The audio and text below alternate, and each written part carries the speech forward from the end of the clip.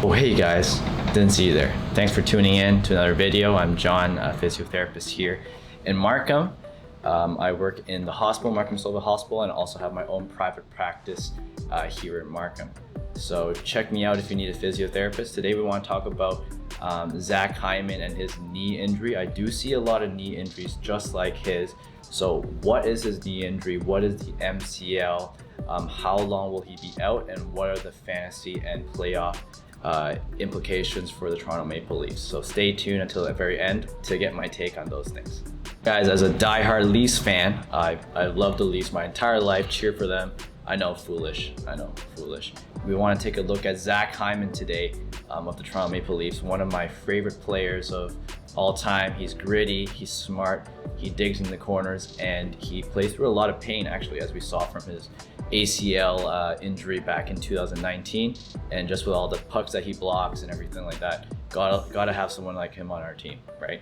So what is the MCL? Well, I'm glad you guys asked. The MCL is the medial collateral ligament. If you're confused, there's a good chance you are, and yes, you're correct.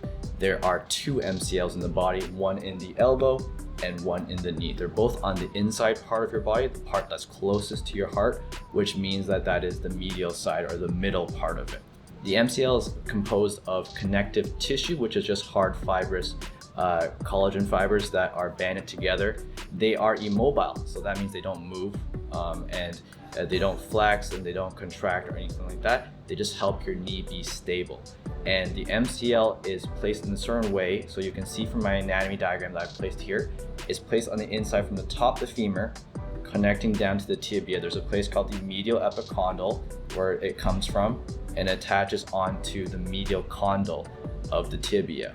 And what it prevents is it prevents the knee from buckling inwards in that V position. So if you've noticed, if you've seen Jack Campbell or you've seen Freddie Anderson go into that butterfly position, that's actually a position that stresses the MCL quite a bit. Usually how you injure this is if you cut, if you turn, if you pivot wrong, when your foot is not on the ground. Sometimes it can even happen regardless if your foot is on the ground or off the ground, when something hits you from the side of the knee, which is, I believe, a little bit of what happened with Edler and Hyman. If you guys watch that replay a few times, it does look like it comes from the front, but there might be a little bit of outward pressure as well. And Zach Hyman's foot does lift up off the ice. So I think that could be what's going on there.